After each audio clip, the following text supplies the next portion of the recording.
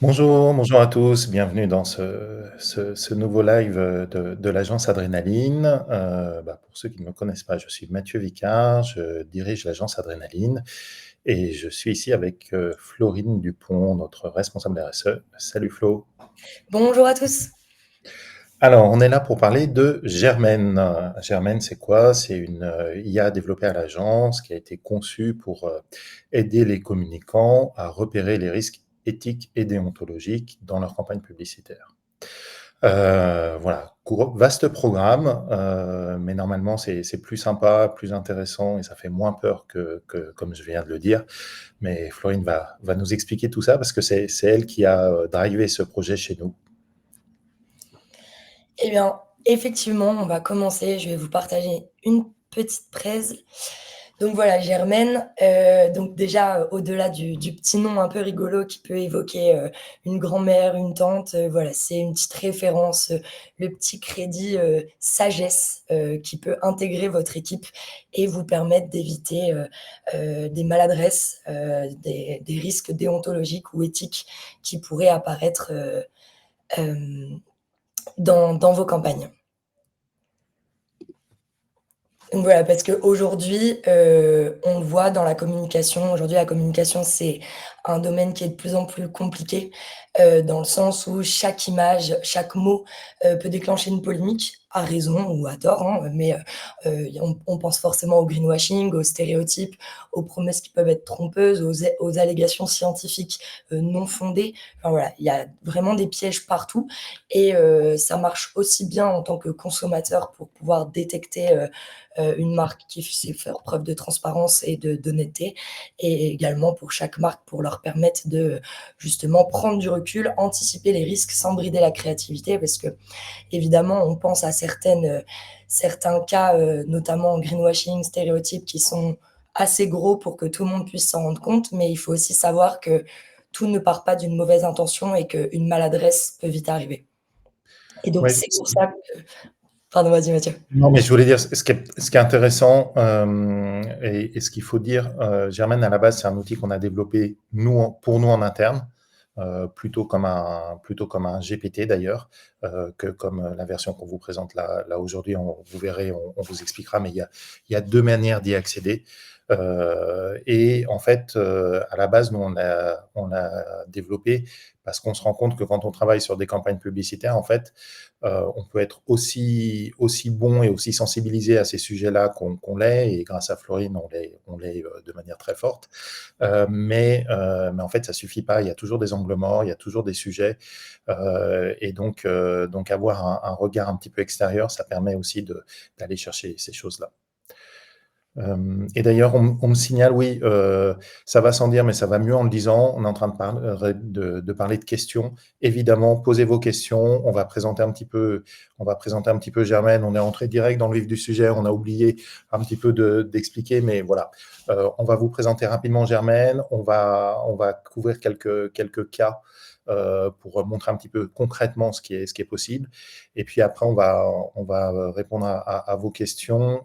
J'espère qu'il y en aura plein. J'ai l'impression qu'il y a pas mal de communicants et notamment d'agences qui ont prévu de participer. Donc voilà, donc n'hésitez pas. L'idée, c'est qu'on puisse échanger. Donc posez vos questions sur le chat et on les prendra.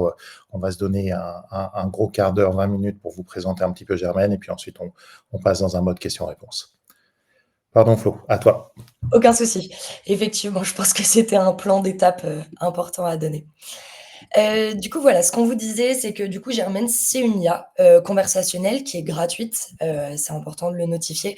Il y a pas de compte, premium, enfin voilà, l'entièreté des capacités de Germaine sont accessibles gratuitement et comme le disait Mathieu, de 2 manières possibles et via le site sur, germaine.ai et directement si vous avez déjà un compte, premium, enfin plus, ChatGPT, vous pouvez l'intégrer en tant qu'agent GPT directement dans votre compte.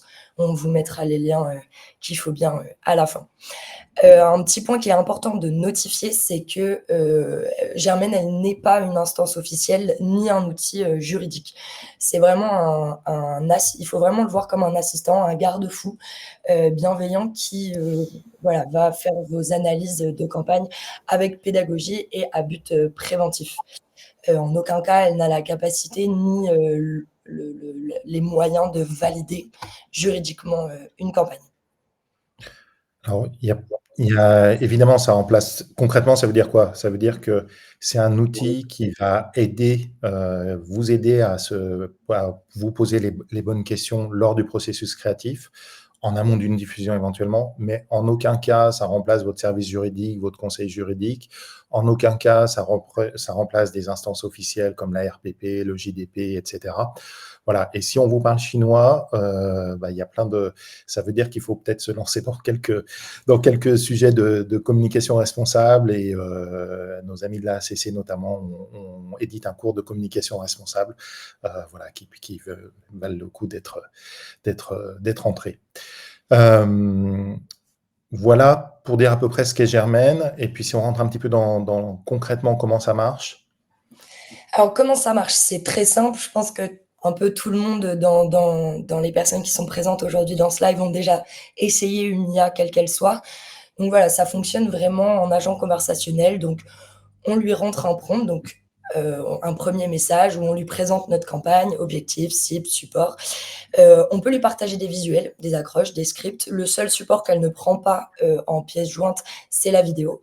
Mais voilà, un storyboard, un script, fonctionne très bien et ensuite elle vous répondra, avec son analyse. Alors si je vous montre un petit peu, hop, je partage mon écran un instant. Donc voilà, bon ça c'est l'interface, principale où vous retrouvez un peu la boîte de dialogue, des petites amorces, de conversationnelles et donc du coup, comme je vous le disais, voilà, elle est là. Tac. Donc voilà, c'est ça. On choisit une des petites amorces où on rentre directement notre prompt. Si on commence par une des amorces, elle va nous poser des questions. Elle peut aussi le faire si votre prompt n'est pas assez détaillé. On lui joint, la fiche en question, le visuel, en tout cas le support et voilà, elle ressortira, son analyse. Donc très simple d'utilisation et sur le GPT, c'est exactement, le même système. Oui, pour ceux qui ont l'habitude de l'interface de ChatGPT, évidemment, c'est très fortement inspiré, de ce type d'usage, voilà, et d'ailleurs, nous, à la base, comme je vous le disais, à la base, on l'a développé comme un GPT, et nous, à l'agence, on l'utilise, dans le GPT et dans le GPT Store. Peut-être tu nous as préparé quelques exemples? Je vois que tu Ouais. étais lancée. Exactement, j'étais partie. Ouais, exactement. On vous a préparé quelques petits exemples pour pouvoir vous montrer un petit peu, justement le potentiel, d'analyse, que peut avoir Germaine. Alors, bon ça, de toute façon, on vous en parlera aussi à la fin, mais vous verrez peut-être une petite, différence si vous êtes amené à l'utiliser et sur le germaine.ai et sur, le GPT. L'API, détériore légèrement, la profondeur de l'analyse. Donc nous, voilà, on vous en parlera à la fin, mais c'est, pour une utilisation plus optimale, on vous conseille de l'utiliser via le GPT Store. Aujourd'hui, Germaine, c'est une version bêta, donc on est en cours d'amélioration un peu chaque jour et bien sûr, là-dessus, on est, preneur de vos retours et des analyses que vous pourrez faire de l'outil. Du coup, si je commence mes petits exemples, alors, bon, on va commencer avec une campagne qui a fait beaucoup parler, ces derniers mois, donc la dernière campagne de Shein et donc, hop, si je vais vous partager l'analyse, donc là, je vous montre le visuel, mais je vous partage l'analyse. J'avais préparé mes petits prompts, Moi, je hem, pense qu'on a tous en tête cette campagne de Shein qui a beaucoup fait parler d'elle. Ce qui est intéressant et une des raisons pour lesquelles on a testé Germaine sur cette campagne, c'est que ce qui pose problème dans cette campagne, c'est beaucoup la différence entre l'émetteur, la marque, et puis le message. Typiquement, d'autres marques auraient porté ce message. Vous auriez un Patagonia qui aurait porté un message un peu similaire. Les réactions auraient été probablement très différentes. Donc, c'est intéressant parce que du coup, il y a quelque chose d'un peu subtil dans l'analyse. Voilà. Donc, d'où une des raisons, on a testé comme ça Germaine sur plein de campagnes pour essayer de voir justement dans quelle mesure elle était capable de détecter des choses un peu subtiles et pas que des trucs complètement évidents. Donc voilà. Du coup, pardon, je te... Non, non, pas de problème. Et c'est vrai que c'est un vrai sujet parce qu'on se posait la question de est-ce qu'il faut donner du contexte sur qui est Shein, son mode opératoire, son mode de fabrication, ou est-ce que Germaine va, en plus de sa base de données, aller chercher sur Internet les contextes réputationnels de la marque. Et donc, c'est pour ça que...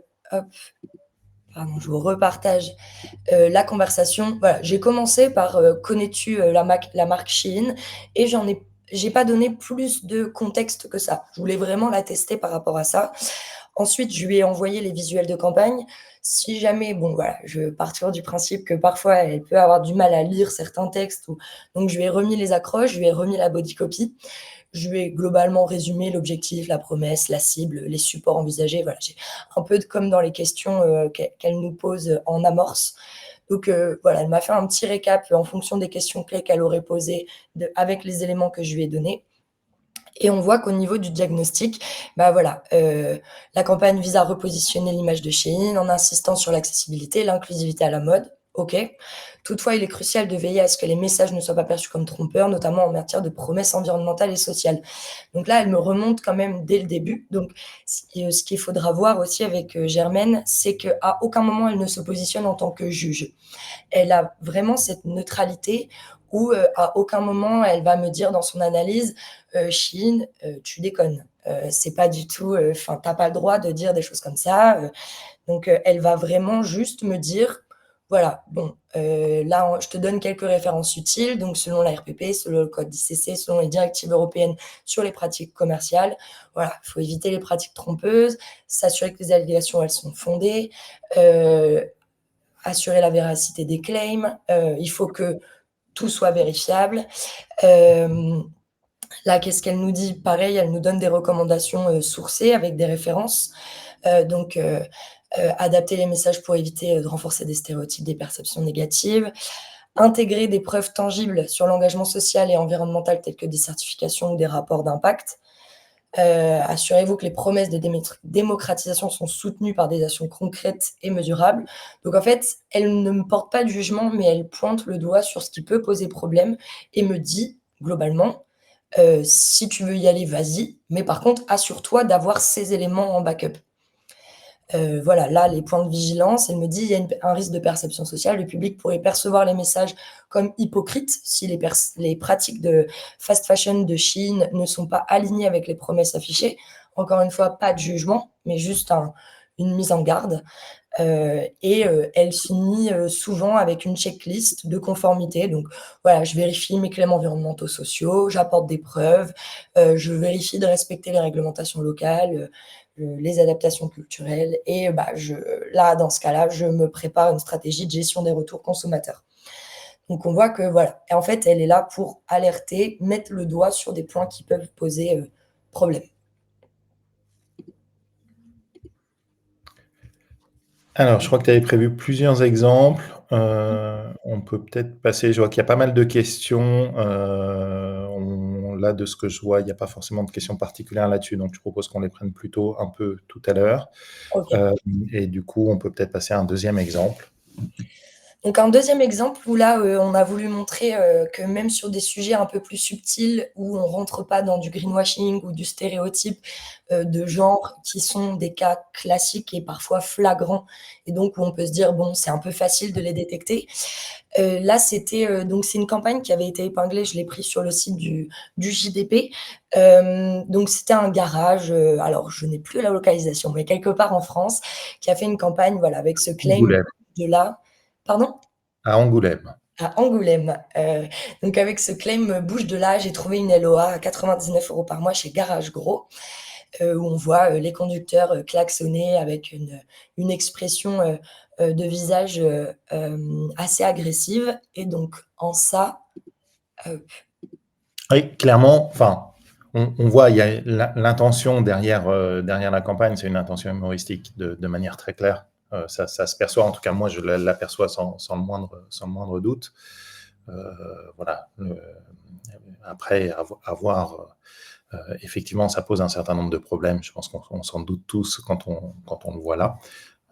Mais c'est typiquement le genre de choses où potentiellement, quand on est dans un processus créatif, on perçoit l'intention humoristique. Est-ce qu'on est capable de faire le décalage alors qu'on est dans ce processus créatif pour comprendre que bah, y a d'autres lectures possibles et que potentiellement le décalage qu'on veut amener, le côté humoristique, bah, il justifie peut-être pas le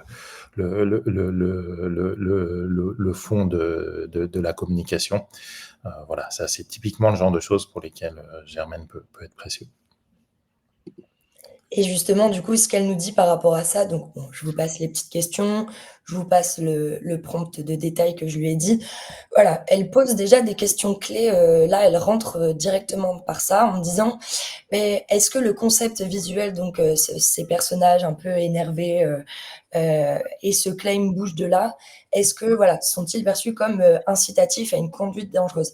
Et ça, du coup, c'est peut-être une allégation qu'on n'a pas en tête, mais voilà, c'est, interdit, de représenter, d'encourager des comportements dangereux au volant. Là, on a, et la colère et le klaxon et l'injonction, «bouge de là», qui, peuvent transmettre, ça et qui peuvent être du coup mal interprétés et être, incités à une conduite, dangereuse. Et donc voilà, elle nous pose des questions. Ensuite, on voit qu'elle a son côté, légal qui ressort parce qu'elle me demande si globalement j'ai bien prévu toutes les mentions légales sur la LOA de 99 € par mois. Là, c'était pas le sujet, donc on n'a pas creusé cet aspect, mais voilà, c'est, vraiment ce côté, ce claim, cette attitude, cette photo, qui peut être interprétée de cette manière-là, sur lequel, du coup, elle nous alerte, en nous expliquant que voilà, c'est pas OK. Il y a cette recommandation de la RPP, publicité et sécurité routière, les différents codes de l'ICC. Voilà, et elle nous met tout le temps les petites références sur lesquelles je peux me référer pour aller, approfondir le sujet et voir si je suis dans le bon ou pas.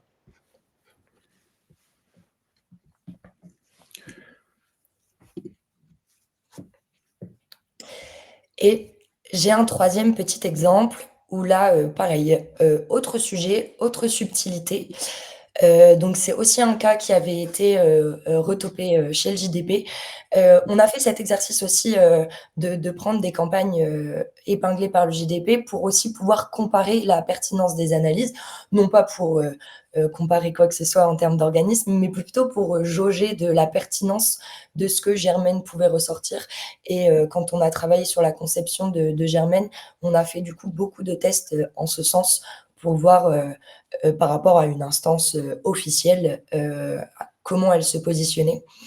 Et donc là, c'était, une marque de compléments alimentaires pour chiens, des friandises, qui étaient pour la beauté du pelage et surtout pour, anti-démangeaison, soulager les problèmes de peau et de pelage, de nos petits compagnons à 4 pattes.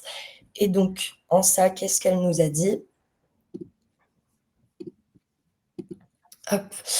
Donc là, pareil, toujours, je lui donne le petit prompt de départ, l'objectif, les cibles, les canaux, le message central, la tonalité, enfin voilà, je réponds à toutes ces petites questions. Et donc là, globalement, pareil, elle recommence avec, des questions clés parce que peut-être mon prompt n'était pas assez poussé ou elle a besoin d'éléments supplémentaires pour pouvoir pousser son analyse. Là, globalement, le sujet avec, Vitami, c'était que, ils annonçaient un chiffre qui était de, si je ne dis pas de bêtises, 80 des chiens souffrant de démangeaison ont vu une réduction significative des grattages excessifs, pardon. Le sujet étant qu'en creusant, cette donnée, cette métrique n'était pas issue, d'une étude, clinique ou scientifique, mais, était, un résultat issu des retours clients. Et donc du coup, quand on est dans cette gamme, de produits, et bien pour avancer des chiffres, de ce type, il faut des preuves scientifiques, des études cliniques pour soutenir ces allégations et on peut pas juste se baser sur des statistiques de témoignages clients. De même, il y avait un sujet de témoignage de photos avant, après et donc elle m'alerte sur le fait qu'il faut que, le tout soit bien, sourcé, que j'ai, que je puisse attester que ces photos avant-après ne sont pas des fakes. Enfin voilà, elle m'alerte sur tous ces sujets-là et donc elle me met en garde sur le fait que, voilà, selon les recommandations sur la publicité, les produits de santé, y compris les compléments alimentaires, il me faut une validation scientifique. Elle me cite des références de règlement. Là, en plus, on rentre dans l'ordre un peu du médical, et donc c'est assez sérieux et les règles de publicitaires sur le sujet sont assez strictes. Et donc voilà, et ensuite, elle m'oriente aussi vers d'autres sujets de: est-ce qu'au niveau des droits à l'image, tu es OK? Tes témoignages, voilà, est-ce que tu as gardé ta documentation? Les résultats statistiques, voilà. Est-ce que tu as de quoi prouver la véracité de ce que tu avances?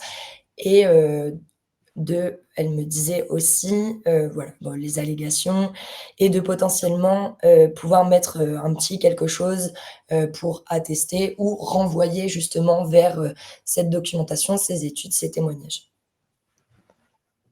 Donc on voit que voilà, sur des petits sujets, parfois un peu subtils, qui nous, on pourrait passer un peu à côté, voilà, elle nous alerte, sans jugement, elle a peut-être pas, on le voit là aussi, si elle passe par cette étape de questions, c'est parce qu'elle a pas tout le fond de la campagne, mais voilà, elle me pose les bonnes questions et peut-être moi j'y aurais pas pensé et je vais arrêter la conversation là et je vais me dire: «Ah oui, effectivement, bon bah du coup, peut-être que j'ai une étude scientifique, dans les bacs et donc ça va me faire penser qu'il faut que je la valorise, qu'il faut que je la mette dans les mentions légales, qu'il faut que je donne accès au public, aux clients potentiels à ces études».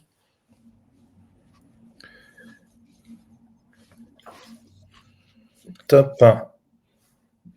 Eh bien, ouais, on vous a mis effectivement, pourquoi c'est utile. Bah, l'idée évidemment, c'est de sécuriser les campagnes, de mieux comprendre, mais je pense que vous l'avez tous, compris, hein, voilà, de mieux comprendre les enjeux éthiques et déontologiques, juridiques des campagnes sur lesquelles on travaille. Et vous l'avez compris, c'est pas tout noir ou tout blanc, c'est pas oui ou non, c'est pas un tampon, c'est vraiment un outil qui aide à réfléchir, à se poser les bonnes questions, et c'est quelque chose qu'on peut intégrer au processus. Alors je vois qu'on a pas mal de questions et notamment est-ce que Germaine peut faire des recommandations concrètes ou se contente-t-elle de nous prévenir des risques potentiels? Par exemple, est-ce qu'elle propose des pistes de reformulation pour que le message soit plus exact? Alors, c'est en ça où, tout à l'heure, je vous parlais des différences, entre, du coup, le site germaine.ai qui héberge l'API de ChatGPT et l'utilisation de l'agent GPT directement dans le GPT Store. Hem, je sais que, voilà, l'API a un peu moins de, je me remets là. L'API a peut-être un peu moins de profondeur parce qu'elle ne bénéficie pas de toute la capacité qu'OpenAI met dans ChatGPT et je sais que globalement, pour avoir fait les tests un peu dans les 2 plateformes, ce côté recommandation concrète, de reformulation, on l'a beaucoup plus, dans, le ChatGPT. En utilisant Germaine dans ChatGPT, elle va un peu plus loin. Globalement, elle a le même niveau, d'analyse, mais elle apporte ce côté, recommandation concrète de reformulation. Donc elle va effectivement soit sur des reformulations, soit sur des stratégies ou des approches qui permettent d'être dans les clous. Alors, typiquement là, dans le dernier cas qu'on vient de voir, hein, c'est simplement avoir une étude clinique. C'est pas si compliqué que ça, voilà. Mais du coup, parfois c'est sur le fond. Parfois le sujet, il est sur le fond, parfois le sujet, il est sur la forme, ça dépend aussi. Qu'est-ce qu'on a comme question? Alors, on a Mathilde qui nous dit bonjour à toutes et tous. Petite question, sur quel principe de l'ARPP se base Germaine? Alors globalement, Germaine, elle a été entraînée sur des données publiques, donc ça c'est important de le notifier. Données publiques accessibles à tous, donc effectivement il y a les règles déontologiques produites par la RPP mises en accessibilité publique. On a aussi différentes lois, différentes réglementations. On l'a vu, il y avait le code de l'ICC. Voilà, globalement, on a pris un peu tout ce qui existait en termes de réglementation et publicitaire et législatif sur le sujet pour pouvoir la nourrir et alimenter sa base de données. Alors, ce qui m'amène à une question, on a Lydia qui nous dit: AI Act, RGPD, directive publicitaire, plutôt UE, où on peut configurer d'autres zones géographiques? Alors pour le coup, elle a vraiment été entraînée sur les réglementations françaises de la publicité. D'un pays à l'autre, il peut y avoir quelques petites variations et donc là, effectivement, elle est, pure publicité française. Après, il y a les quand même les grandes lignes, qui sont assez communes, surtout en Europe, et qui du coup permettent peut-être d'avoir quand même une base de remise en question sur les projets. Mais clairement, enfin, pour l'instant, le scope, il est vraiment français. Ouais. Heu et c'est clair que dès que vous allez aller dans un certain nombre de domaines un peu spécifiques, quand on est sur, les grands principes de la communication, au sein de l'Union européenne, il n'y a pas de enfin, il y a des différences bien sûr, mais voilà, les grands principes restent valables. En revanche, dès que vous allez aller sur des choses beaucoup plus spécifiques, typiquement, bah, le dernier cas qu'on a vu, on est dans les compléments alimentaires et la santé, même si c'est la santé animale, ou le cas d'avant, on est dans tout ce qui est sécurité routière. Bon, voilà, vous allez entrer dans des domaines qui sont vraiment spécifiques et qui posent des questions particulières. Voilà, ce qui n'est pas le cas de Chine, le cas de Chine qu'on a vu qui est plus global. Bah, ce cas-là, il aurait probablement raisonné de la même manière ailleurs, en Allemagne, en Belgique, en Italie, enfin peu importe, voilà, probablement. Mais donc voilà, la réponse courte, c'est en France et en français. Euh, on a comme question, cette IA, c'est Sylvain qui nous demande, cette IA conversationnelle est plutôt destinée aux chefs de projet. Alors, pas forcément parce que justement, on en discutait, début de semaine. Hem, on est un créatif ou un team créatif qui commence à travailler sur un concept, graphique ou, vidéo de storyboard ou, X ou Y, ça peut lui permettre de pouvoir, après cette phase de brainstorming où un peu tout a popé, dans sa tête, de pouvoir se dire: «OK, bon, je vais demander quand même à Germaine un peu si mes idées, passent», avant de pouvoir les pousser, et de se rendre compte si, en termes de déontologie, d'éthique, je suis dedans. Donc non, non, clairement, elle est vraiment, destinée à toute personne faisant de la communication d'une manière ou d'une autre, que ça soit créatif ou stratégique. Alors, qu'est-ce qu'on a d'autre? Philippe nous demande, est-ce que Germaine peut fournir des sources, des datas, des liens? Alors, encore une fois, dans le germaine.ai, elle peut vous donner des sources, on l'a vu, ou, mais là, elle va plus vous nommer les articles et va ensuite vous pouvez aller les rechercher. Dans le GPT, elle peut avoir plus tendance, à, être plus précis sur les liens, sur les sources qu'elle va vous donner, et vous renvoyer aussi, vers des liens, externes. Tout à fait. C'est une des limites, de l'API. J'en profite pour dire que si vous êtes un développeur très fort sur les très connecté sur les API d'OpenAI ou que vous connaissez un développeur qui est dans ce cas-là et qui a envie de donner un coup de main, on est preneur parce qu'on est un peu frustré de la qualité de l'expérience qu'on est capable de mettre en ligne sur Germaine.ai. Voilà, elle est tout à fait raisonnable, hein, sinon on ne la proposerait pas. Mais c'est vrai que par rapport à la richesse de Germaine en GPT, on est un petit peu frustré. Donc voilà. Si le cas échéant, le message et l'appel est passé. On a une question qui est toujours sur la portée de l'analyse. Tu vas probablement faire un peu la même réponse. Lydia nous dit quelle est la portée de l'analyse. Est-elle uniquement textuelle ou aussi visuelle, ciblage, segmentation? Alors, ouais, exactement, même réponse. Je sais que dans l'API, si vous envoyez, juste une affiche en lui disant, «Qu'est-ce que tu en penses?» de but en blanc, sans lui mettre beaucoup de contexte, elle risque de tourner un petit peu en rond jusqu'à ce que vous répondiez à toutes ces questions et qu'elle estime qu'elle a assez d'éléments pour pouvoir vous fournir une analyse. Chose où, dans le GPT, pour avoir fait le test, en lui donnant juste une affiche et en lui disant: «Qu'en penses-tu?» elle m'a sorti l'analyse. Peut-être qu'elle manquait un peu d'éléments de contexte, et cetera, et que j'ai dû réajuster les choses dans la conversation, mais en tout cas, elle a un peu plus cette capacité-là. En termes de ciblage et de segmentation, écoutez, c'est une excellente question. Je vous avoue, on n'a pas forcément fait ce test en ce sens, mais en tout cas, elle en est capable. Quelle sera la pertinence des résultats? Je serais curieuse d'avoir votre retour là-dessus. Moi, j'ai un exemple en tête. Alors, on l'a pas testé pour ça, mais c'est la dernière campagne une des dernières campagnes qui a pas mal fait parler. Alors, elle est américaine, Effectivement. la campagne d'American Eagle, où typiquement, quand on lui soumet la campagne, d'ailleurs, ça fait partie des cas qu'on pourrait montrer sur d'autres visios. Quand on lui soumet la campagne, typiquement, un des points de vigilance qui ressort, c'est de dire à qui tu t'adresses. Et globalement, si tu t'adresses à telle cible, probablement que tu es dans les clous. En revanche, si tu t'adresses à telle cible, probablement que ton message risque d'être mal perçu. Voilà. Bon, on sait que, évidemment, si vous avez la campagne en tête, il y avait évidemment un choix de faire un clin d'œil à une cible qui est celle de l'Amérique MAGA.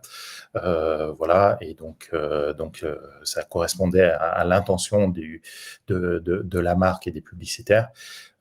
Mais voilà, donc cette question d'aller sur différentes, de se mettre à la place en tout cas de différentes cibles, oui, potentiellement c'est quelque chose qui est possible du côté de Germaine. Et c'est vrai que ça fait partie des angles morts dans un certain nombre. On parlait d'angles morts un peu quand on travaille sur des concepts créatifs. Souvent le fait d'aller chercher comme ça des cibles un peu différentes et comment elles peuvent réagir au concept. Voilà, ça peut être un point qui est assez important. Si on continue sur les questions, peut-on rentrer des visuels dans l'outil ou faut-il décrire nos visuels sous forme de texte? Alors non, vous pouvez rentrer les visuels, directement. Si c'est des visuels, que vous avez créés, donc des PDF ou des JPEG en bonne qualité, pas besoin de rentrer dans la description. Là, je sais que sur les exemples que je vous ai montrés, comme c'était des photos, par exemple dans des abris de bus ou des choses comme ça, je lui ai remis quand même les claims sans pour autant détailler, les expressions et les postures des personnages. Donc ça, elle l'a quand même détecté, mais dans le doute, je lui avais remis les claims par écrit pour être sûre qu'elle capte bien le sujet. Mais oui, tout à fait. Alors, on a Philippe qui nous dit, peut-être juste pour compléter, évidemment, souvent, quand on teste une campagne et qu'on est vraiment dans un processus créatif et pas comme un processus d'analyse a posteriori, comme là, on vient d'en faire la démonstration, on a quand même un certain nombre d'idées, de questions, souvent. Et donc, en fait, enfin, moi j'encourage, il faut quand même donner ces questions à Germaine et pas juste, ou en tout cas au moins faire les deux analyses, c'est-à-dire faire une analyse peut-être juste comme ça de manière globale pour aller voir s'il y a des trucs auxquels on n'a absolument pas pensé, mais j'encourage aussi à poser clairement les questions, en dire voilà, moi j'ai telle inquiétude ou j'ai tel point, et à un moment donné, il faut aussi se dire les choses, et typiquement, quand on dit décrire nos visuels sous forme de texte, bah, s'il y a un point où on se dit oui, il y a un sujet, il ne faut pas hésiter à mettre le doigt dessus et se dire, bon, bah, voilà, pour moi, il y a un sujet et il est là, ou en tout cas, voilà, bien décrire le point qui, pour nous, est susceptible de poser problème, parce que bah, voilà, ça aide l'IA à faire un focus là-dessus. Si vous connaissez un peu les IA, c'est vraiment comme ça que ça fonctionne. On avait une question d'ailleurs à propos de problèmes potentiels de Philippe qui dit « Donc, loi Evin friendly ». Ça, la loi Evin, vaste sujet, hein, pour le coup, on peut pas vous donner, un oui ou un non, franc. La loi Evin, enfin voilà, toute personne, ici, ayant déjà, fait de la communication pour une marque d'alcool, va comprendre, ce qu'on dit. Mais, il y a énormément de choses, induites, pas formellement écrites, et la loi, commence à dater un peu et elle mériterait très clairement, un coup de fraîche de la part de nos institutions. Mais donc, elle a la base, mais on ne peut pas vous assurer qu'elle sera 100% conforme, tant cette loi est complexe.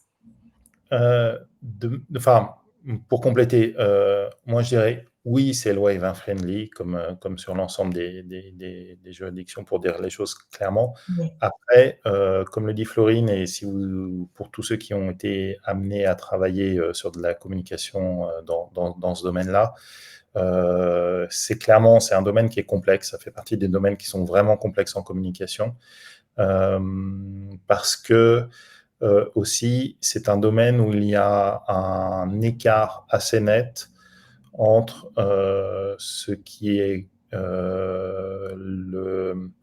la lettre de la loi qui a été rédigée il y a assez longtemps et les pratiques globalement admises du secteur. Donc ça, c'est assez subtil et c'est un point qui est important à valider, parce que si vous prenez la lettre de la loi Evin, par exemple, vous n'avez pas le droit de faire de publicité pour de l'alcool sous quelque forme que ce soit sur les réseaux sociaux, parce que typiquement, enfin sur Internet, parce que ça n'existait pas à l'époque où la loi Evin a été écrite, et que le principe de la loi Evin, c'est que tout ce qui n'est pas explicitement autorisé est interdit. Voilà.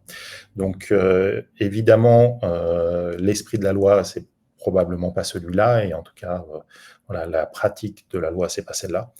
Et donc c'est important d'avoir ça en tête. Et donc clairement, à nouveau, ça ne Germaine à aucun moment ne va remplacer une validation juridique.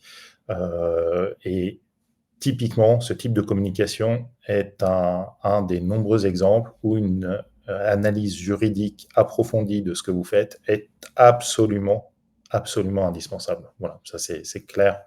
Il y a un sujet d'éthique et de responsabilité. Voilà, donc de manière large, évidemment, vous n'allez pas cibler des mineurs avec ce type de communication. Ça va sans dire, en tout cas, voilà, ça fait évidemment partie des lignes rouges que je pense beaucoup d'acteurs s'imposent. Objectivement, pas tous, voilà, mais c'est regrettable.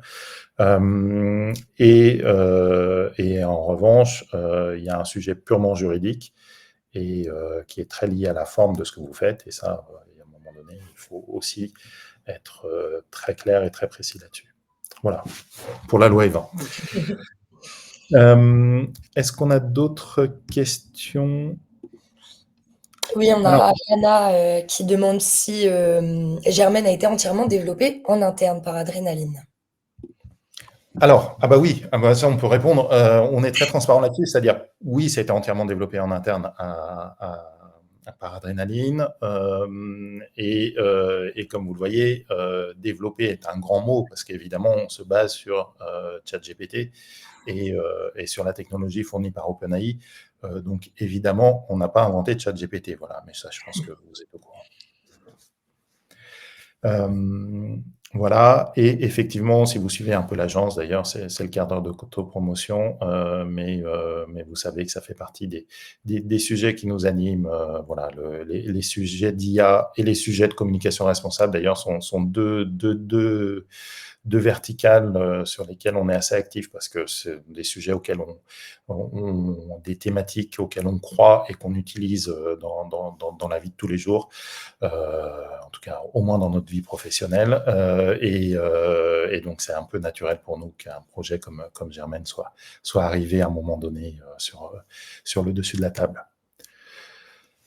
Moi, il y a deux questions qu'on nous pose régulièrement quand on présente Germaine, qui n'ont pas, qui sont pas venues. Alors du coup, la première question, c'est est-ce que c'est payant? Alors vous l'aurez compris, hein, la réponse est non. Mais du coup, c'est quoi le business model? Donc je ne sais pas si Flo, tu veux répondre à ça. Eh ben, c'est assez simple parce qu'il n'y en a pas. Voilà, et il n'y a pas de business model. Comme le disait Mathieu, Germaine s'est vraiment inscrit parmi la liste des engagements RSE que souhaite porter l'agence. Et donc, c'est vraiment un projet pro bono. Pour le coup, autant si vous l'utilisez sur le chat GPT, bon, nous, ça ne nous coûte rien, ça ne nous rapporte rien. Ça vous coûtera simplement votre abonnement ChatGPT. Et si vous l'utilisez sur Germaine.ai, bah voilà, si vous connaissez un petit peu le système des API, chacune de vos requêtes a un petit coût. Et donc voilà, ça, à la limite, c'est ce coût-là qui nous impacte. Mais voilà, c'est aussi pour ça qu'il n'y a pas de compte premium ou c'est pas une solution payante. Voilà, c'est vraiment, comme le disait Mathieu plus tôt, au départ, c'est quelque chose qu'on a mis en place pour nous à l'agence pour continuer de progresser sur ces sujets-là. Et puis on s'est dit qu'en fait, et l'outil était assez efficace et que donc ça valait le coup de le partager auprès de tous parce que ça pouvait vraiment aider l'entièreté du secteur à progresser sur le sujet. Et donc voilà, ça, on s'est vraiment positionné, ça s'est vraiment passé comme ça. Voilà, donc c'est notre contribution. N'hésitez pas à vous en emparer parce que c'est le but du jeu. Si on l'amène, c'est parce qu'on pense que c'est intéressant et que ça vaut le coup. En tout cas, pour nous, c'est intéressant. Voilà, et donc on imagine que pour d'autres, ça peut l'être. Et ce qui est la deuxième question qu'on nous pose en général, c'est quid de la confidentialité des données et notamment, je suis une agence, je suis un annonceur, je travaille sur une campagne qui n'est pas encore parue, voilà. En plus, je le mets à disposition sur un outil qui est développé par une agence. Donc, qu'est-ce qui se passe avec mes données? Voilà, c'est une question un peu légitime. Complètement. Et donc, sur la version, en ligne, donc sur le site de Germaine, c'est très simple. Vous verrez que vous n'avez pas d'historique de conversation. Donc si vous fermez votre onglet, la conversation disparaît. Vous pouvez pas, il n'y a pas de lien édité que vous pouvez envoyer. Vous pouvez la télécharger, en version PDF pour pouvoir garder, vous, une trace, la partager à des collègues et cetera, ou nous faire un retour, si vous souhaitez nous partager un retour. Mais donc on l'a vraiment construit, de cette manière-là au niveau des réglementations de l'API. Il n'y a aucune sauvegarde de données, nous n'avons accès à rien du tout et OpenAI non plus. Donc voilà, donc tout ça c'est détaillé, dans le petit onglet mention légale de Germaine.ai. Mais voilà, c'était vraiment une volonté. On n'avait pas envie de mettre en place tout un système de sauvegarde. On préférait voilà, être assez clean sur le sujet. Et ensuite, si vous l'utilisez sur votre compte ChatGPT, eh bien là, comme c'est un outil que vous intégrez à votre interface, là, la confidentialité dépend du contrat que vous avez avec OpenAI. Donc, à regarder en fonction du modèle que vous utilisez et de votre contrat de confidentialité propre à votre niveau d'adhésion. Donc ça, c'est dans les conditions générales de vente d'OpenAI, mais globalement, si vous êtes sur un compte payant, la confidentialité de vos données est plus ou moins, enfin, est garantie. Voilà, et quand vous êtes dans un usage sur un compte gratuit, alors OpenAI se réserve le droit d'utiliser vos données pour entraîner de futures versions de ChatGPT. Voilà, globalement. Je vous le fais court. Il faut aller dans les conditions générales de vente pour voir tout ça, mais normalement, si vous êtes dans des structures un peu, j'allais dire structurées sur le sujet, enfin voilà, qui se sont penchées sur le sujet et avec un compte GPT, un compte ChatGPT d'entreprise, normalement, ce point-là, il a été validé et la confidentialité de vos échanges a été validée en amont par votre IT. Mais c'est vrai que dans tous les cas, nous, en Adrénaline, n'avons accès à rien du tout de ce que vous pourrez lui dire. C'est le point aussi important. Voilà, ça veut dire aussi que si vous voulez nous faire un retour, il faut penser à nous envoyer votre conversation parce que sinon on n'aura pas grand-chose sur lequel construire. Or, vous l'avez compris, hein, on a mis un gros bêta à côté du nom de Germaine. Évidemment, on est preneur de vos retours. Le but, nous, quand on met cet outil à disposition, on a deux objectifs, hein. Le premier, le principal, c'est que ce soit un outil utile pour tout le monde. Et puis le deuxième, qui est secondaire, c'est que plus il y a de gens qui l'utilisent, plus on est capable d'avoir des retours efficaces et qu'on puisse le faire vivre et l'améliorer au fur et à mesure dans le temps. Et donc pour ça, on est évidemment preneur de vos retours, bons, mauvais, voilà, de vos cas un peu limites, de vos questions. Voilà, ça serait absolument parfait. J'ai vu une dernière question que je trouve sympa. Je propose qu'on termine là-dessus. Et puis après, on vous laissera parce qu'on est en train d'atteindre les 3 quarts d'heure qu'on s'était fixés. Pourquoi le nom de Germaine? Bah, Germaine, c'est un petit clin d'œil. Comme je le disais un peu en introduction, c'est un prénom qu'on peut associer parfois un peu à une autre époque, mais justement, c'est ce côté attachant qu'on aime. Ça renvoie aussi vers une certaine rigueur, une mémoire.